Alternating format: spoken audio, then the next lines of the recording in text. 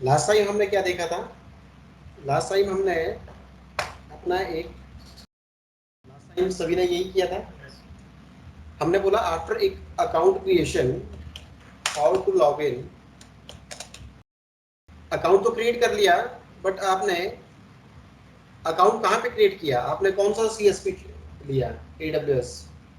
कौन सा cloud service provider आपने चूज किया? हमने पढ़ा था काफी सारे क्लाउड सर्विस प्रोवाइडर हैं, लाइक जैसे हमने बताया था AWS है आपका, माइक्रोसॉफ्ट का अज्योर है, गूगल क्लाउड है आपका, IBM का अपना क्लाउड है, रेड हैट का अपना क्लाउड है। ऐसे मार्केट के अंदर काफी सारे क्लाउड सर्विस प्रोवाइडर हैं, बट आपने जो चूज किया वो आपका कौन सा है? AWS यानी अमेजॉन वेब सर्विसेज जिसको कहते हैं। तो आपने AWS को चूज करके अपना उसके पोर्टल के अंदर जाके अपना अकाउंट तो क्रिएट कर लिया, बट आफ्टर अकाउंट क्रिएशन आपने उस पोर्टल के अंदर लॉगिन कैसे करना है? जो आपने अपना अकाउंट बनाया उस अकाउंट के अंदर लॉगिन कैसे करना है? तो सिंपल सी बात है, हमारे को इसको अगर एक्सेस करना है तो एक्सेस करने के दो मेथड हैं। करने के हमारे पास कितने मेथड हैं? दो मेथड हैं एक्सेस करने के। बोलता है जो हमारा लॉगिन है वाया GUI भी लिया जा सकता है। GUI मतलब GRAPHIS graphical user interface. But उसको जब हम ग्राफिकली एक्सेस करेंगे तो कैसे करेंगे? तो उसको जब हम एक्सेस करेंगे तो बाया URL, इंटरनेट के थ्रू एक्सेस होगा ना, तो बाया URL हम उसको क्या करेंगे? अपना एक्सेस करेंगे। और दूसरा जो मेथड है इसको एक्सेस करने का, वो दूसरा मेथड क्या है आपका? उसको हम बाया CLI यानी इसको क्या कहते हैं? बाया कमांड लाइन यूजर इंटरफेस भी कहते हैं। ठीक है, या इसको एक टेक्निकल लैंग्वेज में PROG प्रोग्रामेटिक बोला जाता है इसको। एक्सेस मतलब जो आपके प्रोग्रामर हैं, जो आपके डेवलपर हैं, ठीक है, जब वो CLI इसको एक्सेस करते हैं, उसके लिए वो क्या करते हैं? कुछ API का यूज करते हैं, जो आपके एप्लीकेशन प्रोग्रामिंग इंटरफेसेस वगैरह होते हैं उनके थ्रू एक्सेस करते हैं। क्या कहते हैं इसको? कमांड लाइन यूजर इंटरफेस कह देते हैं, या फिर इसको एक टेक्निकल लैंग्वेज में हम क्या कह देते हैं? अपना प्रोग्रामेटिक एक्सेस भी कह देते हैं। मतलब जब प्रोग्रामर वाया API, क्या कहते हैं इसको? अपना प्रोग्रामेटिक एक्सेस, मतलब जब प्रोग्रामर क्या करते हैं, ये इसको ऐसा भी बोल सकते हैं PR। अब बोलता है अभी हम जो इसको एक्सेस करेंगे, अभी हम तो प्रोग्रामर नहीं है, हम तो डेवलपर नहीं है, हमने तो इसका यूज टेक्निकल इंफ्रास्ट्रक्चर के लिए यूज करने के लिए करना है। तो हम जो इसको एक्सेस करेंगे वो किसके थ्रू करेंगे? बाया URL। समझते हो क्या होता है? यूनिफॉर्म रिसोर्स लोकेटर, जहां पे आप अपना क्या डालते हो? अपना एड्रेस, इसको एक्सेस करना है। तो अभी मैंने बोला मैं बाया इसको URL ओपन करूंगा, तो मैं बाया URL ओपन करने के लिए इसको यहाँ पे अपना URL के अंदर जाऊंगा और क्या टाइप करूंगा? AWS यानी अमेजॉन वेब सर्विसेज मैनेजमेंट। आपने क्या टाइप कर देना अपने URL के अंदर जाके? AWS management console. यहाँ पे जैसे ही आप यहाँ पे गए, ये आपका पोर्टल है, URL है, URL के अंदर जाके आपने AWS मैनेजमेंट कंसोल, जैसे ही आपने अपना AWS मैनेजमेंट कंसोल ओपन किया, यहाँ पे अकाउंट तो आपका ऑलरेडी क्रिएट हो चुका है। क्या कह रहा है यहाँ पे? देखिए साइन इन, लॉगिन करने को बोल रहा है। जब आप लॉगिन करने के लिए जाओगे तो फॉर ऑथेंटिकेशन पर्पस, आप लॉगिन करने के लिए जब तुम गए बाय URL, तो फॉर ऑथेंटिकेशन पर्पस आपसे क्या पूछेगा? यहाँ पे आपको दो चीजें दिखाई देंगी आपको ऑथेंटिकेशन के लिए। कह रहा है एक आपका रूट, जब आप यहाँ पे गए क्या कह रहा है? रूट यूजर फिर या IAM यूजर। पहला ऑप्शन क्या है आपके पास? पहला ऑप्शन है आपके पास आप रूट यूजर से लॉगिन कीजिए, और दूसरा जो ऑप्शन है आपके पास वो कौन सा है? आपका IAM। IAM का मतलब क्या हो गया? That is IDENTI identity and दो चीजें हो गई। बोलता है एक तो रूट यूजर से लॉगिन कीजिए या फिर IAM यानी आइडेंटिटी एंड एक्सेस मैनेजमेंट से लॉगिन कीजिए। अब ये सर है क्या है? अगर मैं रूट यूजर की बात करूं सबसे पहले, तो रूट कौन सा यूजर है? रूट कौन सा यूजर है? एक तरह से विंडोज के अंदर हम जिसको क्या कहते हैं, यूजर किसकी तरह वर्क करता है? As a admin. और एज अ एडमिन जब वर्क करेगा तो उसके पास क्या है? क्या है उसके पास? बाय डिफॉल्ट जो है वो फुल राइट्स है। अब किस तरह के राइट्स की बात कर रहा है? यहाँ पे हमने बोला ये जो आपका रूट यूजर है ना, ये आपका as a admin administrator work कर रहा है और इसके पास बाय डिफॉल्ट क्या है? वो राइट्स है। बट किस तरह के राइट्स की बात कर रहा है और कहाँ पे राइट्स की बात कर रहा है? तो ये जो बात कर रहा है ये आपका इसके अंदर अकाउंट के अंदर की बात कर रहा है। इस अकाउंट के अंदर इसके पास क्या है? फुल राइट्स है। किस तरह के राइट्स? क्या कर सकता है? क्रिएट बोल लो या ऑब्जेक्ट से अच्छा अगर आप क्या कहोगे इसको? रिसोर्स, क्योंकि रिसोर्सेज तो एक्सेस करने को मिलेंगे। या फिर ब्रैकेट में बोलो सर्विस, किसी भी सर्विस को क्या कर सकता है? ठीक है ना, क्रिएट कर सकता है, डिलीट कर सकता है, मॉडिफाई कर सकता है, एनी ऑब्जेक्ट या फिर रिसोर्स, कोई भी ऑब्जेक्ट। अब किस तरह के ऑब्जेक्ट की बात कर रहे हैं? लाइक आपने बोला मेरे को क्या करना है? नियम बनाना है, एक EC2 इंस्टेंस क्रिएट करना है। EC2 इंस्टेंस क्रिएट करने के बाद आपने बोला सर मेरे उसका हार्डवेयर का जो कैपेसिटी है उसको इंक्रीज करना है, मेरे को आपने इस EC2 इंस्टेंस को डिलीट करना है, इसको मेरे को किसी पर्टिकुलर वेब डेटाबेस सर्वर के साथ लिंक करना है, इसका मेरे को बैकअप लेना है। मतलब किसी भी तरह का क्या हो सकता है, कोई चेंजिंग या मॉडिफिकेशन इसमें करा है। और ये जो आपका अकाउंट बनता है बाय डिफॉल्ट, ये कौन सा ही अकाउंट होता है जो आपकी किसके साथ अटैच्ड है? आपकी जो मेल आईडी है, जो आपकी सब्सक्रिप्शन है, बेसिकली लिंक्ड विद किसके साथ है? ये आपका लिंक अपनी सब्सक्रिप्शन बोल दी। आपके सब्सक्रिप्शन के साथ बेसिकली जो आपको सब्सक्रिप्शन मिली है ना जिस ईमेल आईडी के थ्रू, उसके साथ क्या है? ये आपका सब्सक्रिप्शन के साथ ये क्या है? आपका अटैच है, लिंक है। ठीक है ना। और उसी जीमेल आईडी के भी यहाँ पे जो आपने मेल आईडी अटैच की है, उसी के नेम से इसकी अपनी अकाउंट एक अपनी यूनिक आइडेंटिटी भी क्या हुई है? जनरेट है। तो सर फिर IAM कौन है? इनको आप ऐसा बोलो ये क्या है? कॉमन यूजर है। कौन से यूजर है ये? कॉमन। या फिर इनको बोलो आप ये रेगुलर यूजर है, REGULAR रेगुलर यूजर है। इनको कॉमन यूजर बोल लो, इनको रेगुलर यूजर बोल लो। और इनके पास होता क्या है by default? It is created किसके थ्रू? पहली बात तो क्रिएट किए जाएंगे आपको रूट यूजर के थ्रू, आपके क्रिएटर किए जाएंगे। एंड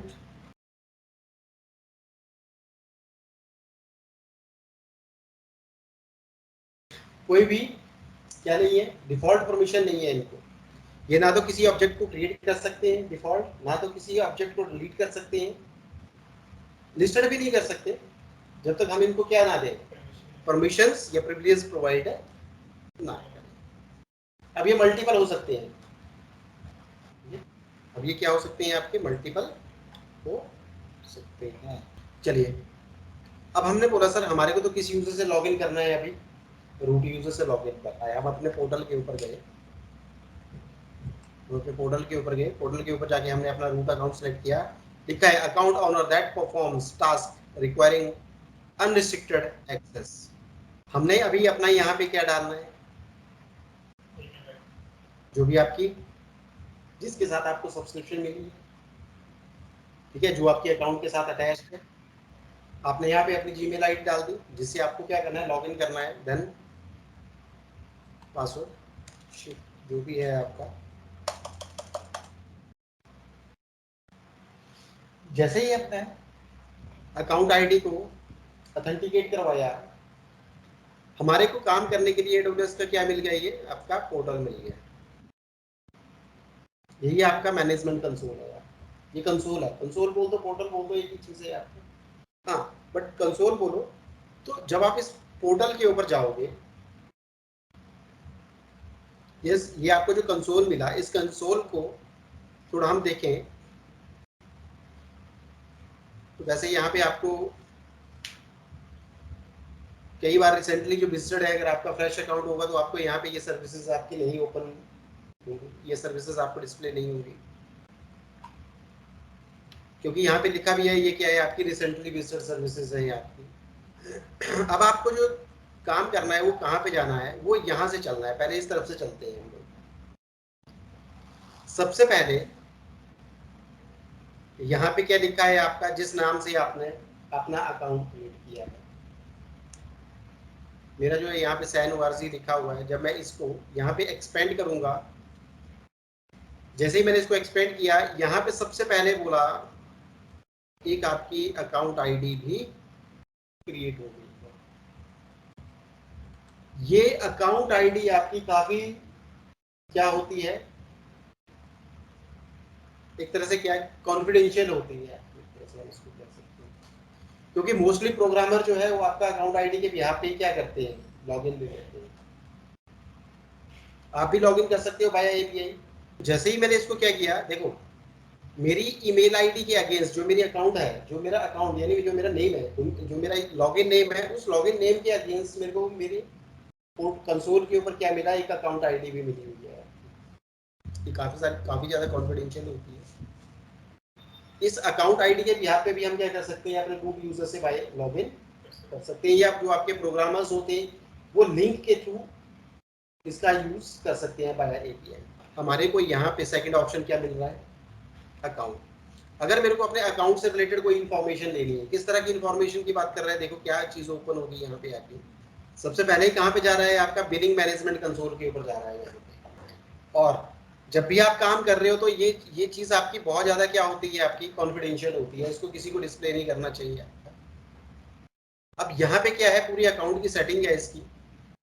लाइक जैसे आपने अकाउंट आईडी, आपकी जो अकाउंट आईडी बनी हुई है, अकाउंट का नेम क्या है, अकाउंट का पासवर्ड क्या है, कॉन्टैक्ट इन्फॉर्मेशन क्या है, आपका पूरा एड्रेस आ जाएगा, अल्टरनेट कॉन्टैक्ट्स क्या है, आपके बिलिंग जो डिटेल है उसकी, उससे रिलेटेड, AWS रीजन से रिलेटेड, ये सारे के सारे आपके लिए क्या पड़े हुए हैं, आपके अनेबल पड़े हुए हैं। हाँ, अनेबल्ड बाय डिफॉल्ट, देखो ये सारे के सारे आपके लिए बाय डिफॉल्ट अनेबल्ड है। ये आपके सारे रीजंस हैं आपके, ये जितने भी आपके दिख रहे हैं ये सारे क्या हैं, आपके रीजंस हैं। स्टेटस क्या है उनका, अभी ये डिसेबल पड़े हुए हैं, एक्शन क्या है, इनको आप अनेबल भी कर सकते हो, है ना। और ये बाय डिफॉल्ट आपके ये तो क्या है, आपके अनेबल्ड है। IAM user and role access to billing information. उसके बाद हम कहाँ पे चलते हैं, देखो अगर इसी के अंदर आ जाए तो बिल्स की बात, बिलिंग सेक्शन से रिलेटेड ये डिटेल बता रहा है। अगर मैं बिल्स के ऊपर आ जाऊं तो बिल्स के अंदर क्या चलेगा, जो मंथली मेरे को बिल जनरेट हुआ होगा, जो मंथली बिल क्या हुआ है, जनरेट हुआ है। आपको बिलिंग सेक्शन ट्रैक करना बहुत रिक्वायर्ड है। आप हमेशा यहाँ से अपना बिलिंग सेक्शन क्या करते रहिए, मॉनिटर करते रहिए। क्यों मॉनिटर करते रहिए, मान के चलिए आपको सर्विसेज का यूज कर रहे हैं, बट हो सकता है गलती से आपने उनको क्या नहीं किया, डिलीट नहीं किया, और वो आपका लिमिट से ज्यादा क्या हो गया, वो रिसोर्स यूज हो गया। तो बिलिंग सेक्शन में जाके उसको क्या कर सकते हो, मॉनिटर कर सकते हो कि कौन सी सर्विस, जैसे इसने बोला यहाँ पे ये वाली सर्विस कहाँ पे, कौन से रीजन में यूज हुई है आपकी, और इसका चार्ज कितना पड़ा है आपको। देखते हैं जरा, ये वाली सर्विस कितनी जीबी, ठीक है, किया क्या है आपने, इलास्टिक क्लाउड कंप्यूट बनाया है, कौन से रीजन में बनाया है, कितना चार्ज उसका पड़ा हुआ है, देखना जरा, कितने टाइम के लिए आपने वो सर्विस आपकी रन की है, आपको कितना चार्ज पड़ेगा, कितने टाइम के लिए। देखो साफ साफ इसमें लिखा भी है यहाँ पे कि आपने ये वाली सर्विस इतने टाइम के लिए आपने, और इतने जीबी और इतने लिमिट में आपने क्या किया है, इसको यूज किया है, और उसका यहाँ पे चार्ज भी बना के दे देगा। बट अभी मेरे पास यहाँ पे क्या है, कोई भी आपका इस करंट मंथ का जो है वो मेरे को बिल जनरेट नहीं हुआ। अगर मैं लास्ट में देखूँ यहाँ पे सितंबर से पहले अगस्त का देखूँ तो उस मंथ में मेरे को भी, अभी उस मंथ में भी कोई चार्ज नहीं है, लेकिन उससे पिछले मंथ में देखूँ मैं यहाँ पे, मान के चलिए किसी, तो मेरे को यहाँ पे 41 रुपीज़ पड़े हुए हैं। देखो किस सर्विस के पड़े हुए हैं, वो सारी की सारी सर्विसेज यहाँ पे बता देगा किस इसके पड़े हुए हैं। आपको इसने लिखा है आपका $0.44 आपको जो है इसका पड़ा हुआ, थर्ड नंबर पे इस सर्विस का पड़ा हुआ। और कहाँ पे आपने ये सर्विस यूज की थी, सिंगापुर रीजन में की थी, कितने टाइम के लिए यूज की थी, उसका कितना चार्ज आपको पड़ा हुआ है। फिर आपने एशिया पैसिफिक टोक्यो रीजन में भी इसको सर्विस को यूज किया, और कितने टाइम के लिए आपने कितनी कैपेसिटी में इसको यूज किया, उसका चार्ज कितना पड़ा है आपको, ठीक है जी। तो हर एक चीज का अपना अपना ऐसे क्या करेगा ये बिलिंग सेक्शन में आपको प्रॉपर बताएगा कि आपने कौन सी सर्विस कौन से रीजन के अंदर। और मैंने हमेशा आपको एक चीज बता के रखी है, देखना जरा, ग्लोबल। हमने पढ़ा था अकाउंट आपका क्या होता है, ग्लोबल होता है। जब आपका अकाउंट ग्लोबल होता है तो बिलिंग सेक्शन भी क्या होता है, अकाउंट ग्लोबल होता है। क्योंकि यही चीज मैंने आपको यहाँ पे भी बताई कि सर ये किसी पर्टिकुलर रीजन को नहीं ट्रैक कर रहा है, ये वर्ड इसके जितने भी रीजन आपके लिए क्या है, अनेबल्ड है, उन सबको ट्रैक कर रहा है कि आपने कौन सी सर्विस कौन सी रीजन के अंदर बनाई थी जाके। यही तो बता रहा है आपका, देखना यहाँ पे इसने आपने एक सर्विस एशिया पैसिफिक कहाँ पे, सिंगापुर में बनाई थी, और एक आपने सर्विस कहाँ पे बनाई, टोक्यो। तो मतलब ये सभी रीजन से क्या कर रहा है, आपकी इंफॉर्मेशन को कैलकुलेट कर रहा है, उसके बिहार पे फिर आपको ये क्या कर रहा है, पूरा बिलिंग सेक्शन में उस चीज को फिर जीएसटी लगा के प्रोवाइड कर रहा है। ये सारा आपको बिलिंग सेक्शन जो भी आपका ये 41 रुपीज ऐसे नहीं पड़े, ये 41 रुपीज जो है वो इसी भी यहाँ पे पड़े हुए हैं। देखो इसने टोक्यो रीजन से भी कैलकुलेट किया है, इसने जो है आपका जो है वो सिंगापुर रीजन से भी कैलकुलेट किया है, इसने जो है आपका ओयो रीजन से भी इसको चीज को क्या किया है, कैलकुलेट किया है। तो तीनों रीजन और भी इसने टोटल रीजन देखे होंगे जितने मेरे लिए नहीं पड़ रहा, बट मैंने जो सर्विसेज इन्हीं रीजन के अंदर मोस्टली क्या की थी, यूज की थी। तो इसने इन्हीं रीजन से सारी जो है बिलिंग डिटेल निकाल के मेरे को बिलिंग सेक्शन में 41 रुपीज का जो है बिल डाला गया। ये क्लियर समझ गए। तो आपको हमेशा याद रखना बिलिंग सेक्शन ट्रैक करना आपके लिए बहुत रिक्वायर्ड है। हमेशा दूसरे या तीसरे दिन जब आप वर्किंग में हो या फिर जैसे भी आप अभी स्टडी पर्पज से हो, तो आप दूसरे या तीसरे दिन अपना बिलिंग सेक्शन कि कहीं कोई सर्विस चल तो नहीं रही है, उसके चार्ज तो नहीं पड़ रहा है, ठीक है ना, बता देगा कहाँ पे सर्विस चल रही है, वहां से जाके डिलीट मार दो उस सर्विस को। उसके बाद किस चीज की इंफॉर्मेशन देता है सर, ऑर्गेनाइजेशन से रिलेटेड। यहाँ पे सिर्फ मेरे अकाउंट से ही related add an AWS account, और कोई नहीं, आपने अकाउंट ऐड करना है इसके अंदर। जो मेरा रूट है वो मेरा रूट वॉल्यूम रूट तो मेरा यही है आपका, और ज्वाइन कब ज्वाइन हुआ था ये आपका बता रहा है, ये आपका किस नाम से बना था, ये आपका किस आईडी के साथ बना था, बस इतना सा डिटेल देगा। उसके बाद आ जाते हैं ये सेम आपका सर्विस कोटा। अब सर्विसेज आपको कितने कितने फ्री टियर है, तो उसके हिसाब से आपको सर्विसेज का सर्विसेज बताएगा कि कौन कौन सी सर्विसेज आपके लिए कहाँ कहाँ फ्री है।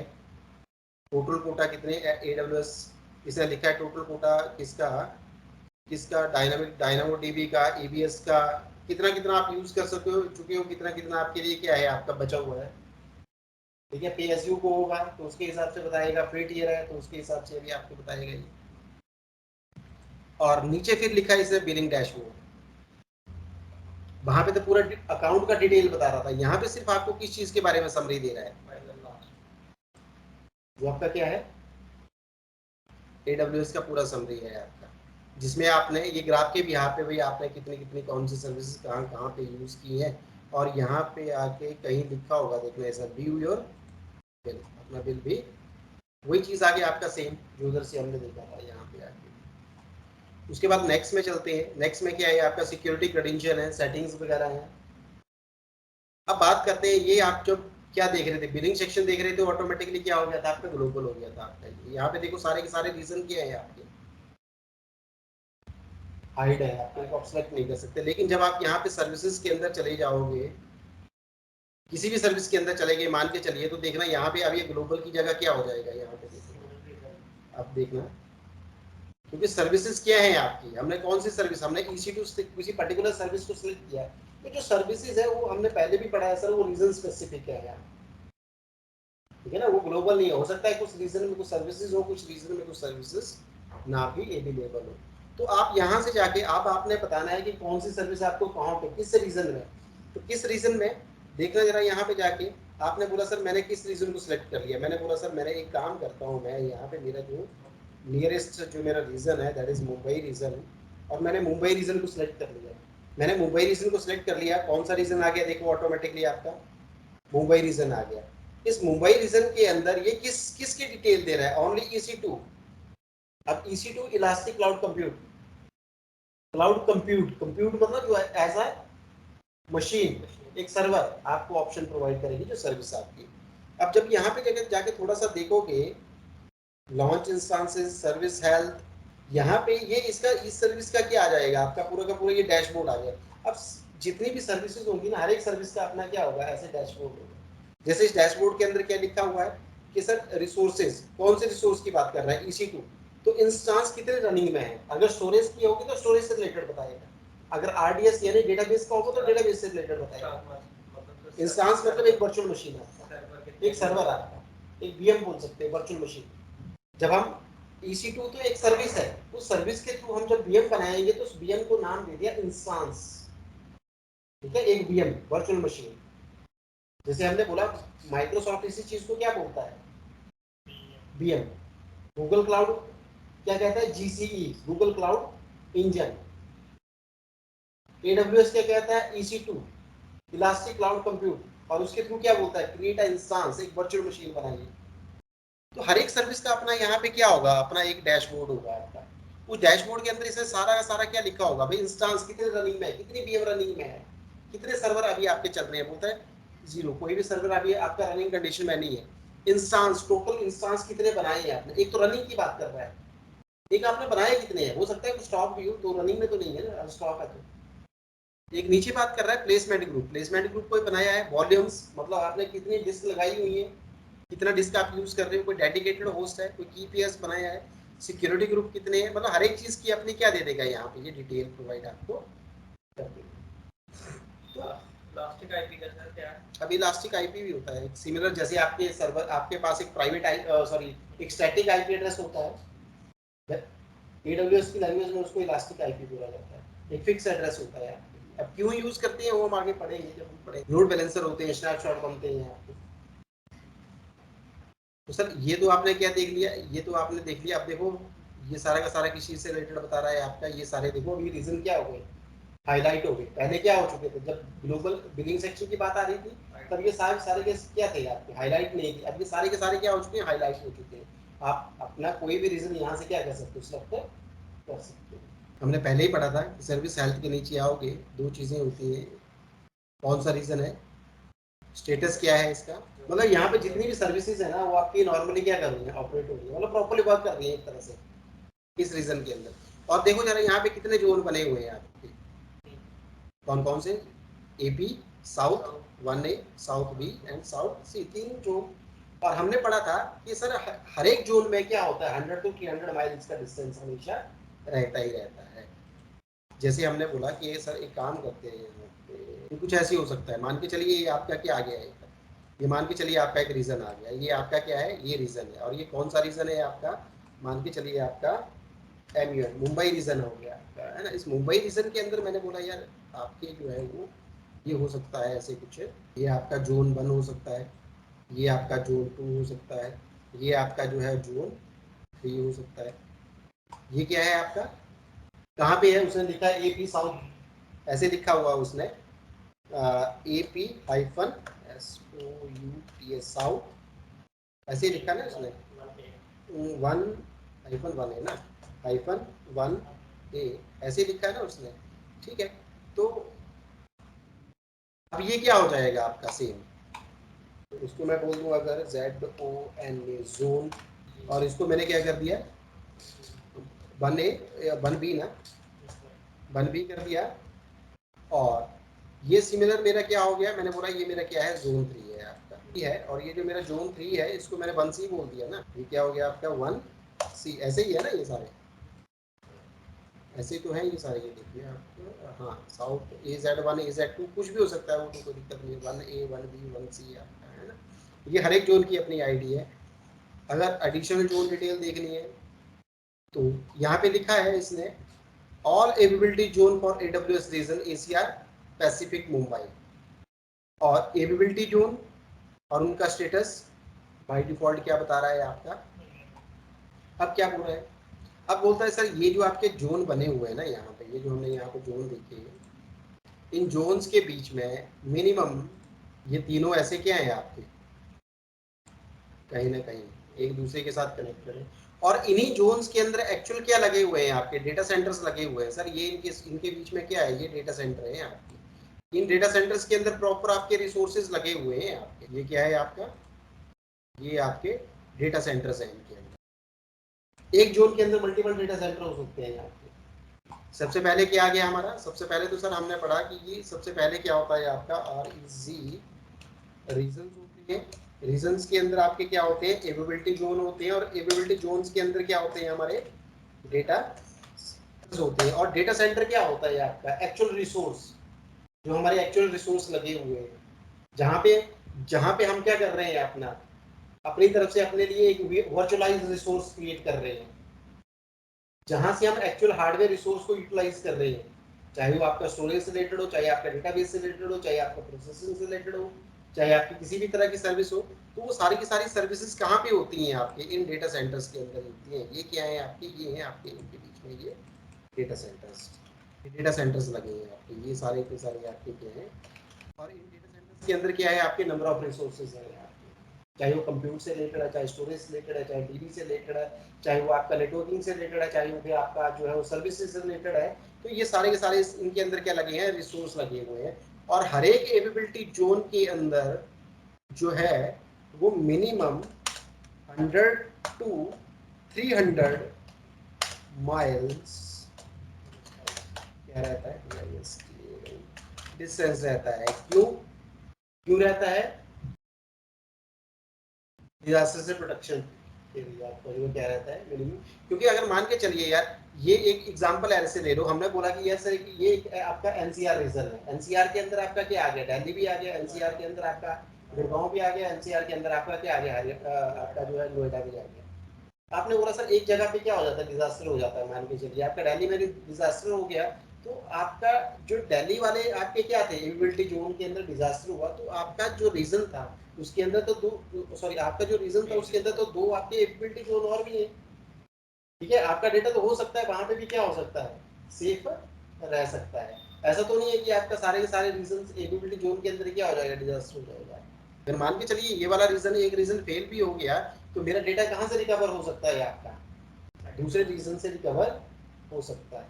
बट इसके लिए आपको क्या करनी पड़ेगी, क्रॉस रीजन रेप्लिकेशन भी करनी पड़ती है। ऐसा नहीं है कि आपका ऑटोमेटिकली चला जाता है। ठीक है, इसके लिए क्या होता है आपका, अगर आप डेटा प्रोटेक्शन चाहते हो तो आपके पास क्या होता है, क्रॉस रीजन, या फिर आप ऐसा क्रॉस रीजन आपकी क्या होती है, डेटा की रेप्लिकेशंस भी होती है। बट ये क्या है आपकी, फिर इनका क्या करना पड़ता है आपको, आपको इनका क्या करना पड़ता है, एक्स्ट्रा पे भी करना पड़ता है, क्योंकि आप हार्डवेयर रिसोर्स को भी डबल यूज कर रहे हो ना यार। बट बेनिफिट क्या है यार इस चीज से, आपको आपका डाटा कहीं ना कहीं बिल्कुल क्या है आपका सेफ पड़ा हुआ है, आपको टेंशन की जरूरत तो नहीं है। मेरा बेट अगर यहाँ पे क्या हो जाता है, मेरा अगर मेरा मान के चलिए मेरा कोई वेब सर्वर चल रहा है, वो इस रीजन में है, AZ1 में है, ठीक है, और AZ1 क्या हो गया, क्रैश हो गया, अगर मैंने उसकी सेम एप्लीकेशन कहाँ पे AZ2 में की होगी, तो ठीक है, मेरी सर्विसेज वहां से तो कंटिन्यूसली क्या होती रहेगी, चलती रहेगी ना। मैंने अपना मेन एक प्रोडक्शन सर्वर यहाँ पे लगा के रखा है, बैकअप वहां पे दूसरे रीजन में बना के रखा है। एक जगह का आपका क्या हो जाता है, फेल हो जाता है, तो दूसरी तरफ से क्या होता है, आपकी सर्विसेज कंटिन्यूसली चलती रहती है आपकी। बट फिर मेरे लिए क्या चीज मैटर करता है, मेरे लिए तो मेरा डेटा मैटर करता है ना। तो इस तरह से हमारे लिए वहाँ पर हमारे पास क्या बने होते हैं सर, ये आपके जोन्स, रीजन, रीजन क्या होते हैं जोन्स में, और जोन के अंदर क्या होते हैं आपके डेटा सेंटर होते हैं, और हर एक जोन के अंदर जो है आपका मिनिमम इतना डिस्टेंस आपका रहता ही रहता है। तो यहाँ पे भी क्या हो रहा है, बाय डिफॉल्ट ये कितने जितने भी जोन है प्रॉपर्ली क्या है, ऑपरेटिंग प्रॉपर्ली, मतलब प्रॉपर्ली सब सर्विसेज। अगर देखो किसी जोन में कोई प्रॉब्लम होती भी है तो यहाँ पे फिर क्या बोल देगा, उसको डिसेबल्ड, उसका स्टेटस क्या बता देगा। आप यही से कई बार कैसा क्या होता है कि कुछ सर्विसेज आपकी प्रॉपर्ली काम नहीं कर रही है, आप बोल रहे हो यार मेरे को अपनी EC2 इंस्टेंस क्रिएट करना है, कहाँ पे क्रिएट करना है, मेरे को साउथ ए में करना है, जोन 1 में क्रिएट करना है। आप तो सर्विस क्रिएट करते जा रहे हो लेकिन वो सर्विस क्रिएट नहीं हो रही है, कारण समझ में नहीं आ रहा क्यों नहीं हो रही है। हो सकता है वहां का जो डेटा सेंटर है यार उस टाइम वो मेंटेनेंस में चल रहा है, तो कहाँ से होगा फिर ना, वो रिसोर्स को आपका वहां पे क्या है, उसने डाउन स्टेट में रखा हुआ है। तो यहाँ से जाके आप उस चीज को क्या कर सकते हो, चेक कर सकते हो। ठीक है, आगे और चलते हैं थोड़ा सा। यहाँ पे सपोर्ट, सपोर्ट सेंटर में इतना समझना है कि अगर आपको क्या है, बेसिक सपोर्ट चाहिए। अब कितने तरह की सपोर्ट देता है वो भी हम बात करेंगे आगे जाके, लेकिन अभी आपको कोई बेसिक सपोर्ट चाहिए तो आप यहाँ से क्या कर सकते हो, अपने बेसिक सपोर्ट यहाँ से ले सकते हो। सपोर्टिंग टूल में बिलिंग सेक्शन से रिलेटेड, सर्विसेज से लेकर trusted advisor, help dashboard, compute optimizer से लेके मतलब कई तरह की सर्विसेज आपको यहाँ से क्या हो सकती है, मिल सकती है। आपको सपोर्ट लेनी है, मान के चलिए आपका अकाउंट एक्टिवेट नहीं हो रहा है, आपका अकाउंट ओपन नहीं हो रहा है, क्यों नहीं हो रहा है? आपके अकाउंट में बिलिंग सेक्शन से ज़्यादा बिल जनरेट हो गया है गलती से। आप एज अ स्टूडेंट वर्क कर रहे हो, आप बिल पे नहीं कर सकते, तो यहाँ पे चले जाइए, अपना क्या कर लीजिए, क्रिएट, एक क्रिएट केस कर लीजिए। अब बोलता है किस तरह का क्रिएट, आपका क्या देना है आपने। पहले स्टेप में दे दिया अकाउंट एंड बिलिंग या फिर टेक्निकल। आपको जो सपोर्ट चाहिए ना सर, वो किस तरह की, आपका इशू क्या है? मैंने बोला सर मेरा जो इशू है वो किस चीज़ से रिलेटेड है। मेरे को तो बिल जनरेट हुआ ना, मैं तो एक स्टूडेंट हूँ, मैं तो लर्निंग पर्पज से इसको यूज़ कर रहा था, लेकिन हो सकता है मेरे किसी ड्यू टू एनी रीज़न मेरी सर्विस क्या रहेगी, चलती रहेगी, और मेरे को उसका बिल क्या हो गया, एक्स्ट्रा बढ़ गया है। क्या कीजिए, सर्विस, किस तरह की सर्विस आपने अपनी सर्विस को सिलेक्ट कर लीजिए। कैटेगरी क्या थी, कुछ जनरल क्वेश्चन, एडिशनल सर आपसे क्या पूछेगा, एडिशनल इन्फॉर्मेशन कुछ आगे पूछेगा। आगे क्या पूछेगा कि आपको सर्विस जो आपकी सर क्या होनी चाहिए, आपका जो रिजॉल्व क्वेश्चन होगा वो बाया मेल होगा या बाया कॉन्टैक्ट नंबर होगा, वो कैसे होना चाहिए। कुछ टाइम बाद वो क्या करेगा आपको, अगर आपने बाया मेल किया तो बाया मेल आपसे क्वेरी लेना शुरू कर देगा, या फिर आपने जो है अगर कॉल के थ्रू किया, नंबर डायल किया, तो फिर आपको कॉलिंग पे तो आपका सॉल्यूशन देना शुरू कर देगा। ये आपका इसका क्या है, सपोर्ट सेंटर है। अब यहाँ पे आ जाती है नोटिफिकेशन, कोई इशू है, कोई शेड्यूल चेंज हुआ है, जैसे ऊपर इशू की बात कर रहा है, किस तरह के इशू की बात कर रहा है, यहाँ पे देख लेते हैं। अकाउंट हेल्थ की बात कर रहा है। उसके बाद ये आ गया सर आपका सर्च ओवर। अब विंडो में भी आप यूज करते ही हो, ये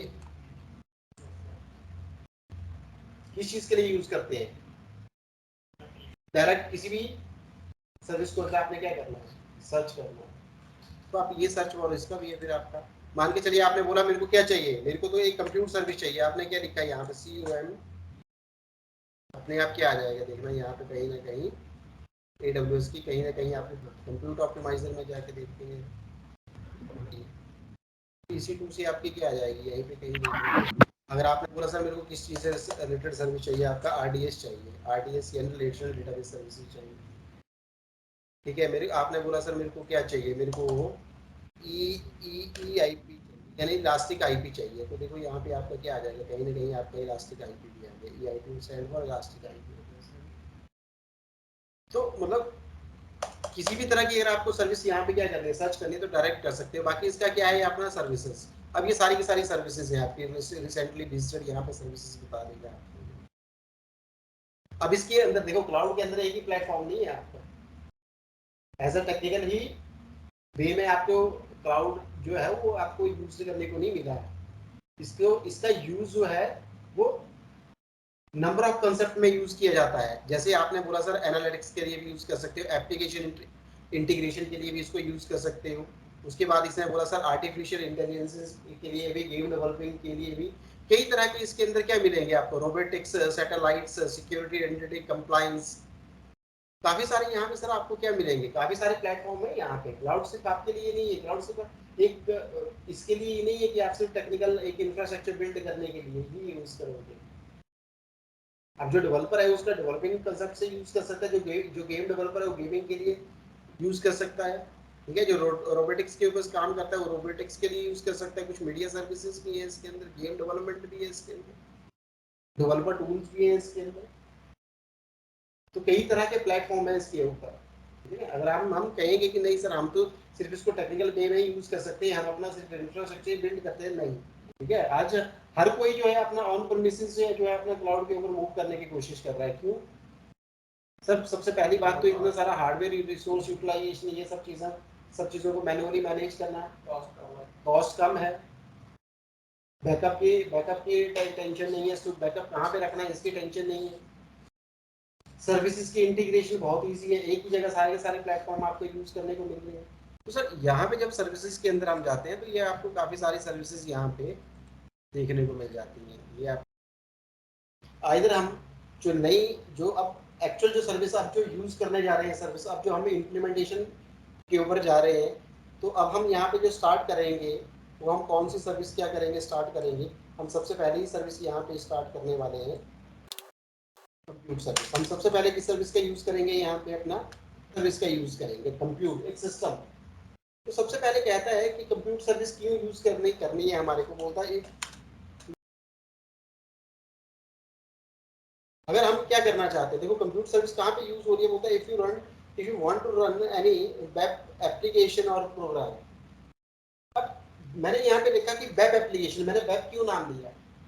देखो सर, एक सर्विस तो आपकी ऑन प्रीमिसेस भी हो सकती है ना, आपके सिस्टम के अंदर भी हो सकती है, आपकी फिजिकल मशीन के ऊपर भी हो सकती है। तो क्या मैं जो आपका क्लाउड प्लेटफॉर्म है उसका यूज आपकी जो है वो डेस्कटॉप, देखो सर्विसेज दो तरह की है, एक यहाँ पे मेरे को याद आ गया, एक को कह रहे हैं डेस्कटॉप सर्विसेज, डेस्कटॉप सर्विसेज, दूसरी आ गई वेब सर्विसेज ना। क्या मैं क्लाउड प्लेटफॉर्म का यूज सर अपनी डेस्कटॉप सर्विसेज को यूज करने के लिए यूज करूंगा, क्या मैं अपना MS ऑफिस यहाँ पे डालूंगा जाके, क्या मैं अपना VNC यहाँ पे डालूंगा जाके, क्या मैं अपना कोई सॉफ्टवेयर और यहाँ पे इंस्टॉल करूंगा। तो मेरे को तो क्लाउड प्लेटफॉर्म का जो यूज करना है ना सर, वो तो सिर्फ अपनी वेब एप्लीकेशन को रन करने के लिए यूज करना है। बाकी सर्विसेज जो मेरी डेस्कटॉप से रिलेटेड सर्विसेज, वो तो मैं अपने लैपटॉप के ऊपर भी तो कॉन्फ़िगर कर सकता हूँ। अब आप बोलोगे सर कि हम अपनी जो है वो एक क्लाउड मशीन बनाते हैं और क्लाउड मशीन के ऊपर जाके अपना MS ऑफिस इंस्टॉल कर देते हैं, तो क्या वो एक सही कंसेप्ट है। लेकिन आप नहीं, आप ये कहते हो सर मेरे को अपना एक वेब सर्वर डिप्लॉय करना है, कंसेप्ट है ना सर कि वेब सर्वर डिप्लॉय करना है। तो वेब सर्वर डिप्लॉय करना है, ठीक है, तो उसके लिए आप क्या कर सकते हो, वेब एप्लीकेशन का यूज कर सकते हो, यानी आप क्या कर सकते हो, क्लाउड प्लेटफॉर्म का यूज कर सकते हो। तो हमने भी यही लिखा ना यहाँ पे कि आप अगर बोलता है if you want to run any web app या वेब प्रोग्राम, तो हमारे को किस सर्विस की नीड पड़ती है यहाँ पे, तो हमारे को जो है यहाँ पे हमारे को कौन सी सर्विस की नीड पड़ती है, कंप्यूट सर्विस की। हमारे को यहाँ पे कंप्यूट सर्विस की नीड है। और जो कंप्यूट सर्विस है ना सर, हमारे हमारे यहाँ पे कंप्यूट के अंदर मल्टीपल सर्विसेज आती हैं। ये तो एक मेन सर्विस आ गई है आपकी। ये सर्विस के अंदर कंप्यूट से रिलेटेड काफी सारी आपको और सर्विसेज भी मिलेगी। फॉर एग्जाम्पल मैंने बोला कंप्यूटर से रिलेटेड सर्विसेज तो आपकी क्या हो सकती है, सर्वरलेस एप्लीकेशन भी हो सकती है, और काफी सारे, देखो जैसे अगर मैं यहाँ पे भी डालूँ कि सर मेरे को कौन सी सर्विस आपकी यहाँ पे यूज करनी है, मेरे को तो कंप्यूटर सर्विस यूज करनी है ना। अगर मैं यहाँ पे सर्विसेज के अंदर जाके कौन सी सर्विस को ढूंढता हूँ, यहाँ पे कहीं देखो आपको सी सी सी सी ये कंप्यूटर सर्विस, तो देखो जरा कंप्यूटर के अंदर क्या आ रहा है आपका, AWS ऐप रनर भी आ रहा है, बैच भी आ रहा है, EC2 भी आ रहा है, EC2 इमेज बिल्डर भी आ रहा है, इलास्टिक बीन स्टैक भी आ रहा है, लैम्डा फंक्शन भी आ रहा है, लाइट सेव भी आ रहा है, AWS आउटस्पॉट्स भी आ रहा है, आउटपोर्ट्स भी आ रहा है, आपका सर्वरलेस एप्लीकेशन की रिपोजिटरी भी आ रही है। काफी सारे नंबर ऑफ सर्विसेज है आपके कंप्यूटर के अंदर। ये lambda function, elastic beanstalk, image builder, EC2 instance, ये सारी की सारी आपकी जो है ना, कुछ सर्वर बेस्ड एप्लीकेशन है, कुछ सर्वरलेस ऐप की एप्लीकेशन है आपकी। बट यहाँ पे हम जो यहाँ पे बात करेंगे, सबसे पहले हम किसकी बात करेंगे, यहाँ पे अपनी EC2, यानी इसके अंदर हम जो यहाँ पे बात करेंगे वो आपका EC2। EC2 का मतलब हो गया आपका ELASTIC, इलास्टिक। अब ये इलास्टिक क्लाउड कंप्यूट क्या है, बोलता है प्रोवाइड ऑप्शन फॉर, क्या करती है ये जो सर्विस है ना, अगर आपकी यहाँ पे सर्विस को आप क्या करोगे, एक्सप्लोर करोगे, कौन सी सर्विस को आप एक्सप्लोर करोगे, अपनी EC2 सर्विस को आप एक्सप्लोर करोगे, तो बोलता है new, it is a server based application. ये सर्वरलेस नहीं है। अब सर्वर बेस्ड और सर्वरलेस में क्या डिफरेंस है वो भी हम आगे पढ़ेंगे। तो इसके अंदर भी आपकी देखो अब क्या गया है, ये आपका EC2 मतलब कितनी सर्विसेज है, इस सर्विस के अंदर भी मल्टीपल सब सर्विसेज है। किस तरह की सर्विस है आपकी, देखना जरा, इंस्टांस की सर्विस है, इमेज की सर्विसेज है, EBS की सर्विस है, नेटवर्क एंड सिक्योरिटी की सर्विसेज है, लोड बैलेंसर की सर्विसेज है, ऑटो स्केलिंग की सर्विसेज है, काफी सारी सर्विसेज आती है EC2 के अंदर ही, इलास्टिक क्लाउड कंप्यूट के अंदर ही। बट अभी आपको यहाँ पे जो काम करना है वो किसके साथ काम करना है। अब आप यहाँ पे EC2 के अंदर जाओगे, तो यहाँ पे EC2 के अंदर जाके आपको क्या करना है, यहाँ पे बोलता क्रिएट एन, या क्रिएट अ, अब इंस्टांस मीन्स आपका एक वर्चुअल सर्वर, इंस्टांस मीन्स एक सर्वर, एक मशीन, चाहे आइदर वो लिनक्स की भी हो सकती है, आइदर वो आपका विंडोज की भी हो सकती है, किसी भी। अब इसको आगे कैसे क्रिएट करना है तो ये हम कल की क्लास में थोड़ा और आगे चलेंगे।